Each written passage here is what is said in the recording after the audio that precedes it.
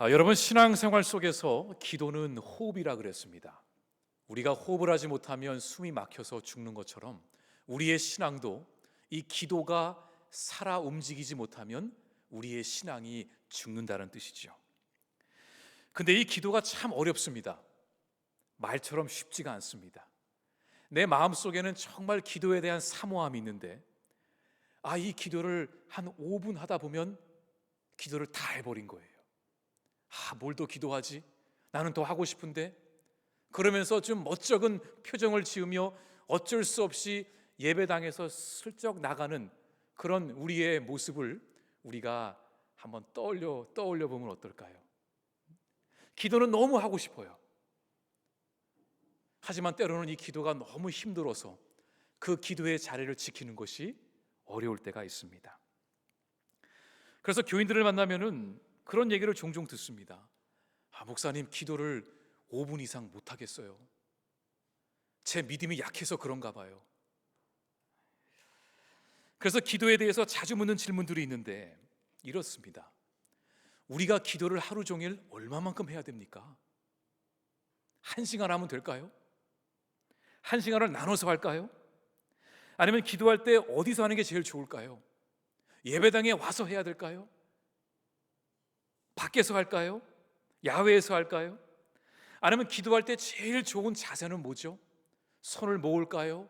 두 손을 들까요? 일어서서 할까요? 그러면 기도할 때 어떤 내용을 가지고 기도해야 되죠? 나를 위해 기도할 때 뭘 기도해야 될까요? 이웃을 위해 기도할 때 무엇을 기도해야 할까요? 하나님 앞에 서서 기도한다는 것이 무엇인가요? 이 기도의 노하우를 알고 싶어하는 분들이 있습니다.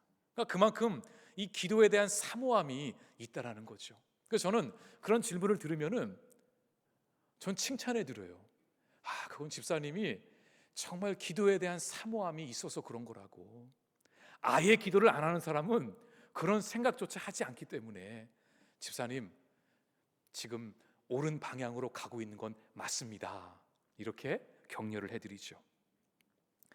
저는 이 기도가 도대체 무엇이냐고 묻는 분들에게 이 기도는 하나님과의 대화라고 말씀을 드립니다. 여러분, 누군가와 대화를 나눈다는 것이 무슨 뜻인가요? 여러분은 날마다 누구와 대화를 나누고 있습니까? 아마 그 대상들 중에는 가족들이 있을 수 있고 학교의 선후배, 직장 동료들, 또 이웃들, 또 교인들, 또 오며 가며 스쳐가는 또 사람들일 수 있습니다. 대상이 누구냐에 따라서 우리의 대화의 분위기도 다를 것입니다. 그래서 우리가 나누는 대화의 종류도 여러 가지가 있습니다. 가볍게 나누는 대화가 있습니다. 또 비즈니스에 관련된 대화를 하기도 합니다. 또 전문적인 지식만 나누는 그런 대화도 있습니다. 또는 남을 비방하는 그런 뒷담화를 하는 그런 대화도 나누기도 합니다. 하지만 때로는 서로의 마음을 열게 하는 그런 대화를 나누기도 합니다. 이 수많은 대화들 중에서 우리가 정말로 원하는 대화가 무엇일까요? 여러분은 어떤 사람과 어떤 상대와 대화를 나누고 싶습니까? 우리는 서로 마음을 나눌 수 있는 친구와 대화하기를 원하죠. 한 사람의 이야기만 듣다가 끝나는 그런 대화가 아니라 서로의 마음을 터놓고 마음을 확인하고 그런 대화를 원합니다. 그것이 진정한 대화이죠. 우리가 제일로 불편해하는 대화 상대가 누구일까요?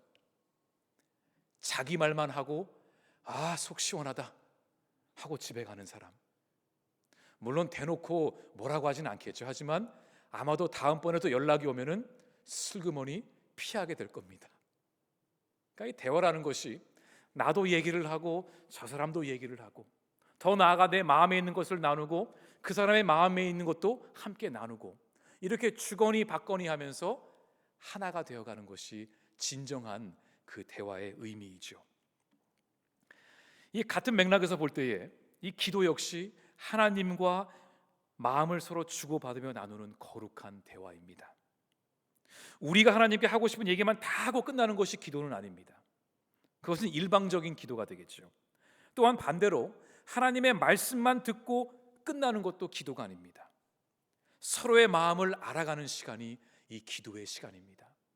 나도 하나님의 말씀을 듣고 나도 내 마음속에 있는 것을 하나님께 털어놓으며 서로 이렇게 주거니 받거니 하며 마음이 하나가 되는 시간이, 이것이 기도의 시간이죠. 그래서 우리는 하나님을 인격적인 분이라고 말합니다. 굉장히 퍼스널한 분이라는 거예요. 나 혼자만 떠들고 멈추는 그런 대화 상대가 아니라 서로 마음을 나눌 수 있는 그런 인격적인 분이 우리 하나님이십니다. 여러분, 큐티라고 아시죠? 많이 들어보셨을 겁니다.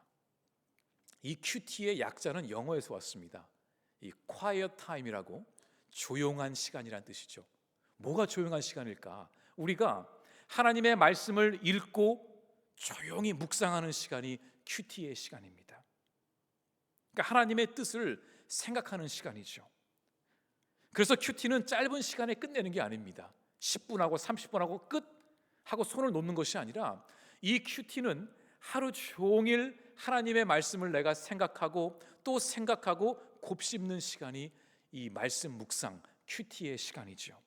이제 그러는 시간 속에서 중간중간에 우리는 기도를 통해 하나님께 우리의 마음을 털어놓습니다. 우리의 마음을 아뢰고 하나님의 뜻을 기다리고, 또 하나님의 뜻을 알게 되면 내 뜻을 내려놓고 하나님의 뜻에 순종할 수 있는 힘을 달라고 또 기도하기 시작합니다.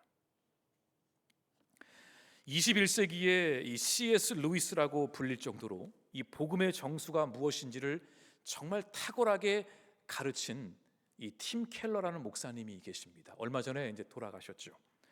근데 이분이 기도에 대한 책을 썼는데, 이 기도에 대해서 이렇게 정의를 내렸습니다. 기도란 하나님이 거룩한 말씀과 은혜로 시작하신 대화를 우리가 끊임없이 이어가서 마침내 주님과 온전히 만나는 단계에 이르는 일을 가르친다. 자, 그러면서 팀 켈러 목사님은 기도란 무엇인가에 대해서 다음과 같이 정리를 했는데, 하나는 하나님은 성경을 통해서 우리에게 말씀하시고 우리는 기도를 통해서 하나님께 반응한다. 두 번째는 하나님을 아는 지식이 충만해질수록 우리의 기도는 더 풍성해진다. 기도의 능력은 인간의 노력이나 열심 또는 기교가 아니라 하나님을 아는 지식에 달려있다.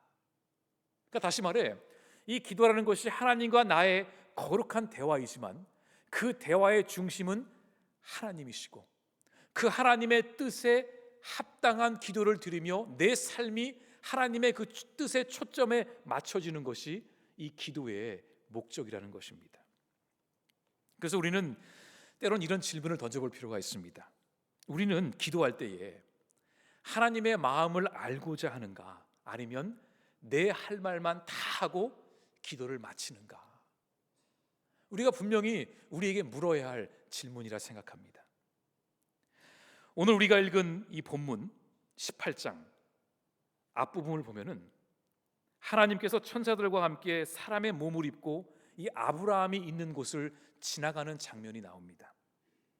이제 그 모습을 아브라함이 발견하고 그들을 정성스럽게 대접을 하게 되죠. 처음에는 아브라함이 그 세 사람이 그냥 지나가는 나그네인 줄 알았습니다. 또한 그 당시 중동 지역의 그 풍습이 누구든지 나그네가 찾아오면 정성스럽게 대접하는 것이 그 당시 중동 지역의 문화이기도 했습니다. 그래서 아브라함은 그 세 사람이 누군지를 모르고 정성스레 대접을 하는 중에 그 세 사람이 하나님께서 보내신 천사였음을 알게 됩니다. 그리고 그 천사들과 하나님이 그곳을 지나가시던 이유는 바로 그 근처에 있는 소돔과 고모라 성에 그 죄악이 얼마만큼 찼는지, 그들이 너무나 많은 죄를 지어서 그 죄로 인해서 무고한 생명들이 피를 흘리며 부르짖는 소리를 하나님이 들으시고 하나님께서 천사들을 보내셔서 그 지역의 죄가 얼마만큼 차 있는지를 확인하고자 그 천사들이 가던 길이었습니다. 그 가던 길목에서 아브라함을 만나서 잠시 머물러 대접을 받은 것이죠. 자, 이제 이 세 사람은 아브라함에게 성대한 대접을 받은 후에 이제 소돔과 고모라 성을 떠나려고 일어났습니다. 그런데 그때에 하나님께서 가던 길을 멈추시고 두 천사들에게 이렇게 말씀하셨습니다. 내가 내 사랑하는 아브라함에게 지금 내가 하고자 하는 일을 내가 어찌 말하지 않겠느냐. 아브라함에게 내가 얼른 가서 말을 해야겠다. 그리고 아브라함에게 오셔서 하나님께서 이 소돔과 고모라를 어떻게 심판하실지를 말씀해 주십니다. 그렇게 얘기를 하는 과정 속에 이제 두 천사들은 소돔과 고모라 성을 향해 떠났지요. 하나님께서 아브라함에게 말씀하셨습니다. 아브라함아, 소돔과 고모라의 사람들의 죄악이 너무너무 크다. 무고한 생명들이 피를 흘리고 있다. 이제 소돔과 고모라가 그 죄의 심판을 받게 될 것이라고 말씀해 주십니다. 그런데 이 소돔과 고모라 성은 이 아브라함이 살고 있는 그 지역에서 그렇게 멀지 않은 곳에 있었습니다. 우리가 알듯이 이 아브라함의 사랑하는 조카 롯도 아브라함을 떠나서 이 소돔 성으로 들어가 살고 있었죠. 그러니까 아브라함도 이 소돔과 고모라가 얼마나 이 죄가 넘치는지를, 얼마나 죄악스러운 곳인지를 알고 있었습니다. 그 도시가 얼마나 타락했는지, 그 안에서 어떤 일이 벌어지고 있는지 아브라함이 왜 몰랐겠습니까? 그들이 얼마나 죄를 크게 범했으면 하나님이 직접 천사들을 보내셔서 확인하게 하셨을까? 아브라함도 속으로 그 말을 들으면서 야, 이제 소돔과 고모라는 심판을 피해가지 못하겠구나, 이런 생각을 했던 것입니다. 하지만 그 말을 들으면서도 이 아브라함의 마음속에는 뭔가 불편한 마음이 있었어요. 그래서 아브라함은 용기를 내어서 하나님께 나아가 말합니다. 하나님, 소돔과 고모라 사람들이 죄를 지었다면 하나님의 심판을 받는 것이 맞습니다. 그런데 하나님, 아무리 타락한 소돔성일지라도 그 안에 하나님을 사랑하는 그 의인들이 있지 않을까요? 하나님 정녕 그 의인들까지 악인들과 함께 벌하시려고 하십니까? 만약에 그 도시 안에 50명의 의인들이 남아있다면 하나님 어찌하시겠어요? 아브라함은 그 의인들을 위해서라도 소돔과 고모라의 심판을 멈추어 달라고 간청했던 것입니다. 여기서 아브라함은 하나님 앞에 중보자로 서게 됩니다. 소돔과 고모라 성에 살고 있는 모든 그 의인들과 악인들을 포함한 모든 이들을 위해서 중보기도를 한 것입니다. 여러분, 중보기도가 뭐죠? 중보기도는 누군가가 막 절박한 상황 속에 처해 있을 때에, 너무 연약하고 힘이 없고 어찌할 줄 몰라 기도가 나오지 않을 때에 그 한 사람을 위해 내가 하나님께 대신 기도해 주는 것입니다. 저 사람이 지금 기도할 수 없는 상황 속에 있으니까 하나님, 제가 저 사람을 위해 대신 기도하겠습니다. 이게 중보기도입니다. 여러분, 기도에는 크게 두 가지가 있습니다. 하나는 나를 위한 기도입니다. 이 기도도 하나님은 기쁘게 받으십니다. 왜냐하면 우리는 하나님의 자녀니까, 하나님은 자녀의 기도를 기뻐 들으시니까 우리의 기도도 들으십니다. 그런데 하나님께서 더 기쁘시게 들으시고 빠르게 응답하는 기도가 있는데 바로 타인을 위한 기도입니다. 하나님, 저보다 저 사람을 더 생각해 주십시오. 저는 없어도 되니까 저 사람에게 더 주십시오 하는 그 긍휼이 담겨 있는 그 기도를 하나님은 기뻐하십니다. 자, 아브라함이 하나님께 그 의인 50명을 어찌하겠습니까? 라고 물으니까 하나님께서 만일 그 성 안에 의인 50명을 찾을 수 있다면 내가 그들을 위해서라도 그 성을 멸하지 않겠다고 말씀하십니다. 이 오늘날의 이 고고학자들에 의하면은 그 소돔성에 살았던 인구가 대략적으로 10,000명 정도라고 얘기를 합니다. 그러니까 여리고 성보다 조금 더 큰 사이즈였던 거죠. 그래서 이 10,000명 중에서 50명이면 몇 프로죠? 네, 어렵죠? 네. 0.5%입니다. 0.5%. 하나님을 아는 의인들이 그 안에 0.5%만 있어도 하나님이 멸하지 않으시겠대요. 그러니까 아브라함이 또 묻습니다. 하나님, 그러면은 그 50에서 5명을 뺀 45명이 있으면요? 어찌하시겠어요?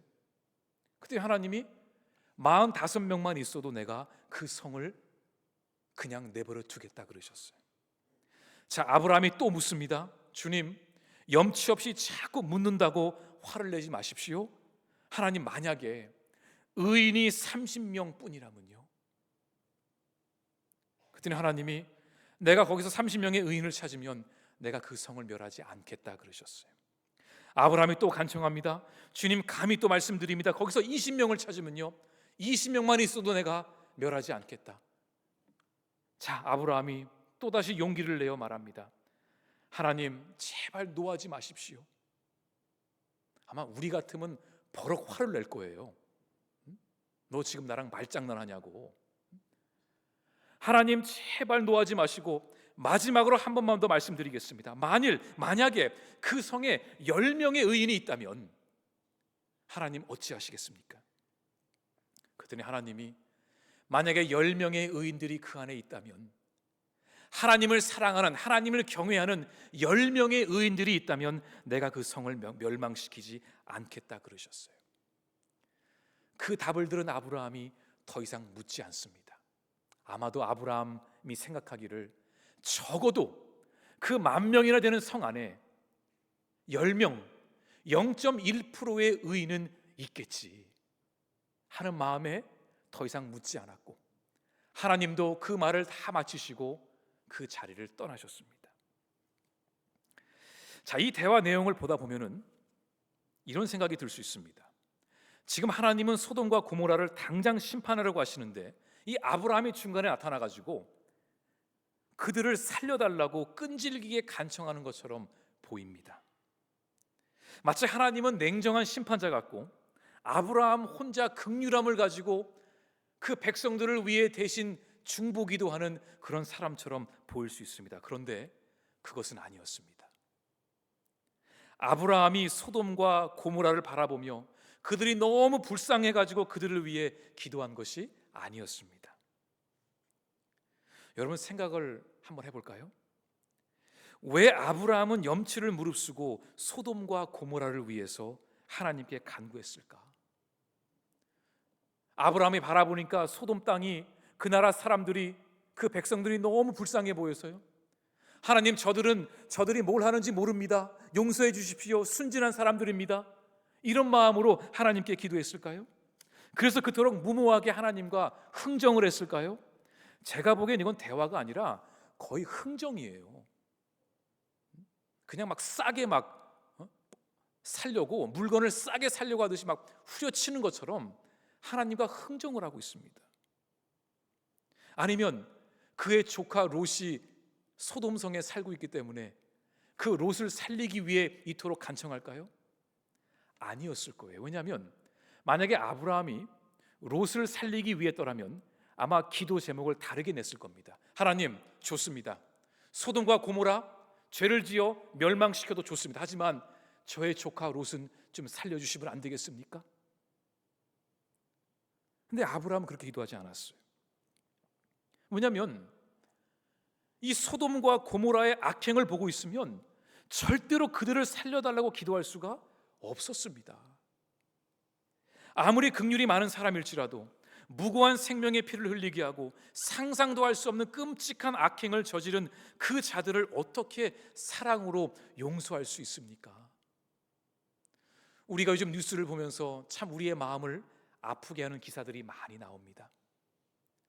무고한 생명을 피 흘리게 하는 사람들이 있습니다. 여러분, 그런 기사를 보면은 마음속에 그래, 얘는 아무것도 몰라서 그래, 얘는 정말 착한 애야, 중보기도가 나오세요? 요즘에 그 부산의 돌려차기 그 사건의 범인인 그 한 남성이 아주 뜨겁게 뉴스에 올라왔죠. 너무너무 뻔뻔한 사람이에요. 아무리 목사인 제가 긍휼함으로 바라보려고 해도 막 화가 치밀어 오르더라고. 아니, 남의 귀한 자식을 이렇게 할 수 있어? 그리고 죄를 뉘우치지도 않고 다시 감옥에서 나오면 쫓아간다는 말을 할 수가 있어? 이거는 정말 저 같아서 쫓아가서 제가 혼내주고 싶더라고. 이게 우리의 마음이더라고. 우리가 악행을 보면은 처음에는 긍휼함이 있을 수 있어요. 하지만 그것을 계속 보면서 뉘우치지 않고 계속 악이 쌓여져 가는 것을 보면은 우리도 나중에는 그래, 너는 맞아도 싸다, 하나님 그냥 저 인간 벌 좀 주십시오, 심판해 주십시오, 이게 우리의 기도일 수 있겠더라고요. 그러니까 아브라함도 지금 소돔과 고모라를 보면서 그들이 너무나 불쌍해서 지금 그들을 위해 살려달라고 기도한 게 아니었습니다. 여러분, 소돔과 고모라가 어떤 죄를 범했는지 아세요? 성경 곳곳에 이 소돔에 대한 죄의 이야기가 나옵니다. 제가 짧게 몇 가지만 알려드리면, 이 사람들은 소돔과 고모라라고 하면은 보통 동성애와 많이 관련을 짓습니다. 그 이유는 이 소돔이란 뜻이 소도마잇이란 뜻이 이 동성이란 데에서 나왔기 때문에 우리가 연관을 짓는데, 물론 모든 죄의 끝은 성적인 타락으로 연결이 됩니다. 그러니까 분명히 아주 음란한 죄가 그 안에 있었던 것은 분명합니다. 유다서 1장 7절에 보면 소돔과 고모라와 그 이웃 도시들도 그들과 같이 행동함으로 음란하며 다른 육체를 따라가다가 영원한 불의 형벌을 받았으므로 거울이 되었느니라. 그러니까 소돔의 그 악행을 따라가다가 그들도 멸망했다라는 그 뜻이죠. 그런데 그 소돔과 고모라 안에는 그 음란한 죄만 있었던 것이 아닙니다. 그 외에도 많은 이 죄악들이 있었는데 그 중에 가장 큰 죄는 바로 교만이었습니다. 우리 에스겔 16장 49절에서 50절을 우리 공동 번역으로 한번 함께 읽어보겠습니다. 내 아우 소돔의 죄가 무엇인지 아느냐? 거만을 떨고 실컷 먹고 마시며 태평세월 즐기면서 천하고 가난한 자들의 손을 붙잡아 주지 않은 것이 바로 소돔과 그 딸들의 죄였다. 거만을 떨며 내 눈에 역겨운 짓들을 하기에 내가 물리쳐 지금 내가 보는 대로 없애버린 것이다. 여기서 말하는 거만함이란 교만함을 뜻합니다.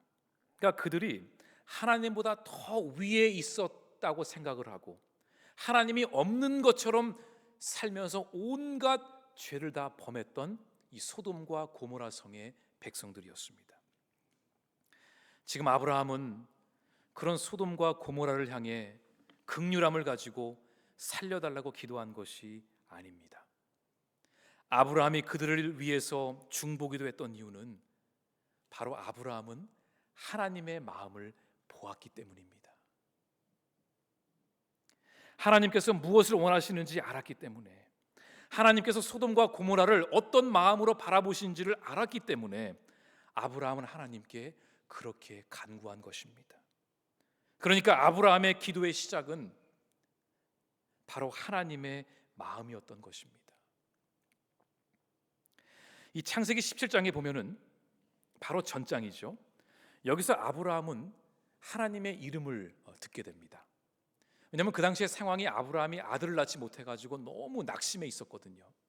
하나님이 분명히 약속하셨는데 이 아들을 언제 주시나, 그 낙심 가운데 있을 때에 하나님이 찾아오셔서 아브라함아, 나는 엘샤다이 하나님이다 그러셨어요. 나는 전능하신 하나님이다.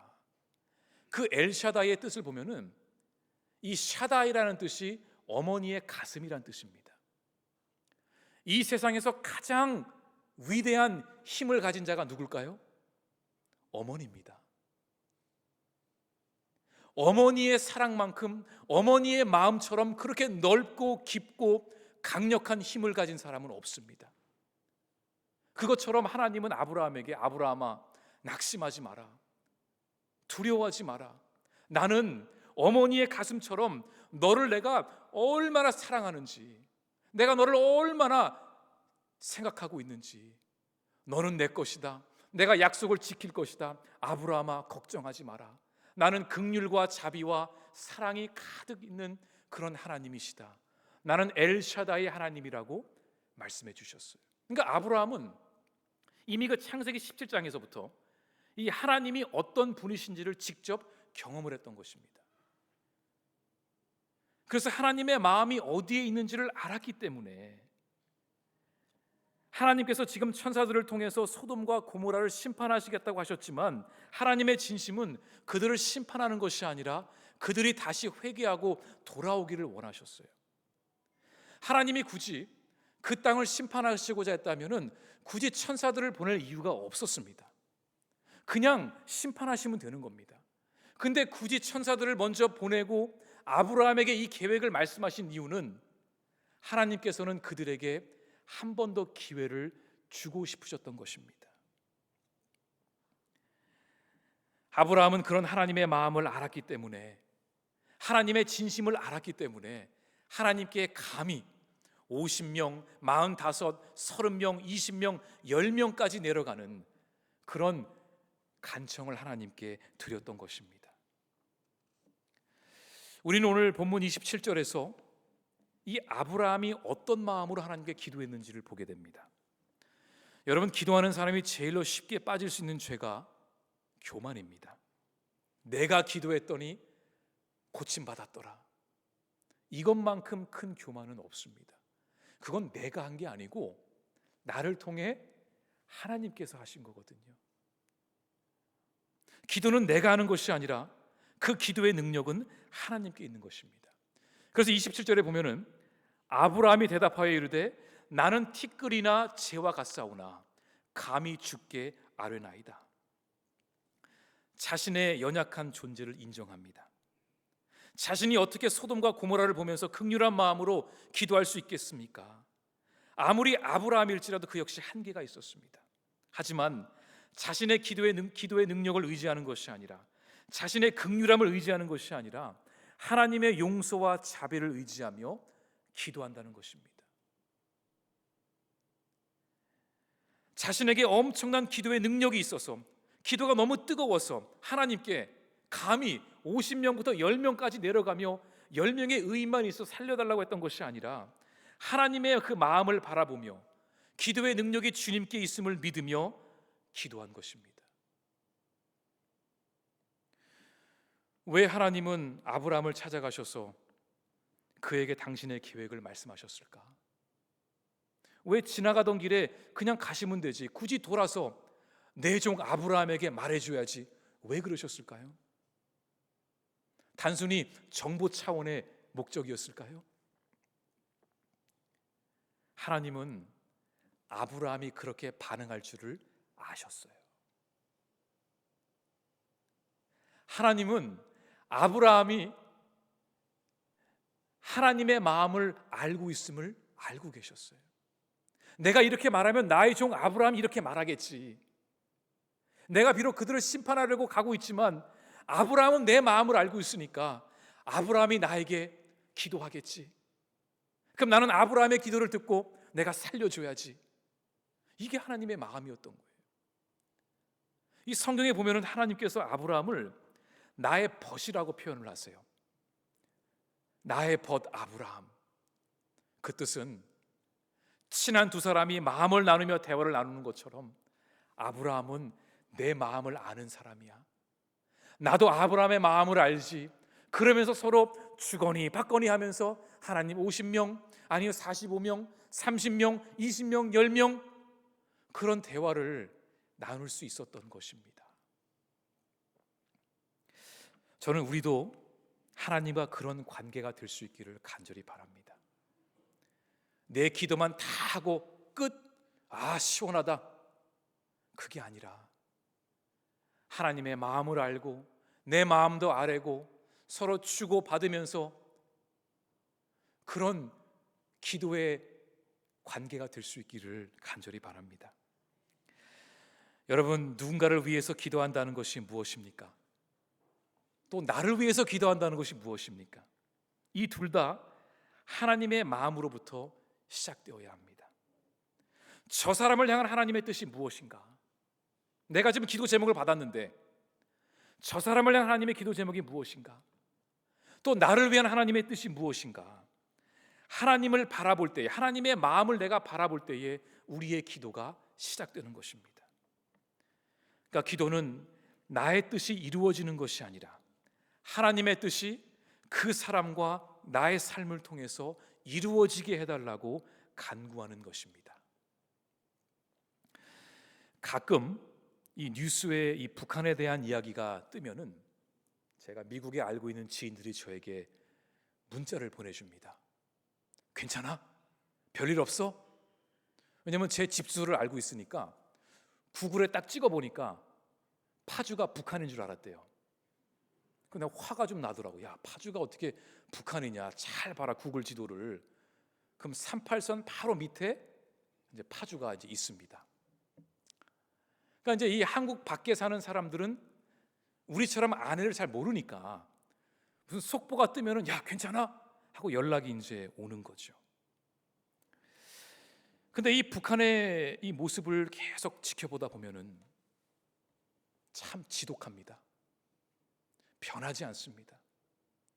유엔에서 막 뭐라고 혼을 내도 듣지도 않고, 국제사회에서 매장을 당해도 전혀 아랑곳하지 않습니다.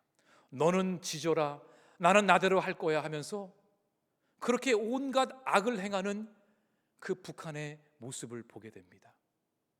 야, 이거 언제 바뀔까? 이거 계속 도와줘도 되는 거야? 이거 통일이 돼야 되나? 그러니까 때로는 통일을 원치 않는 사람들의 마음도 이해가 됩니다. 처음에는 긍휼함이 있었죠.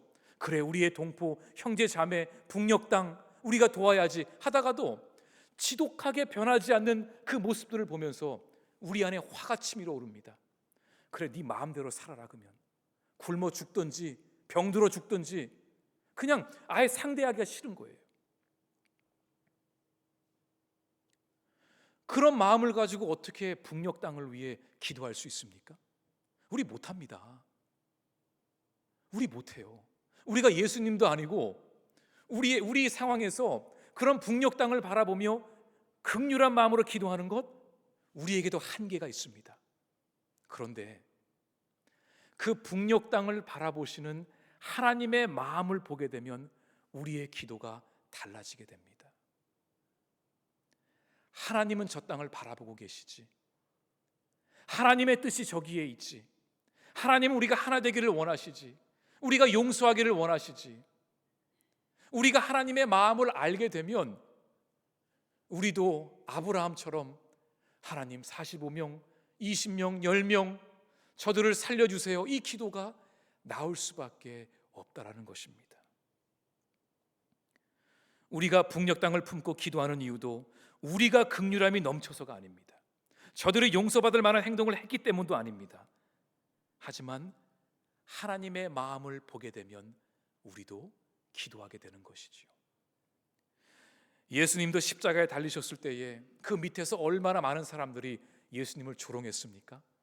네가 하나님의 아들 예수면, 네가 유대의 왕이면 네가 스스로 내려와 보라고 얼마나 욕하고 놀렸습니까?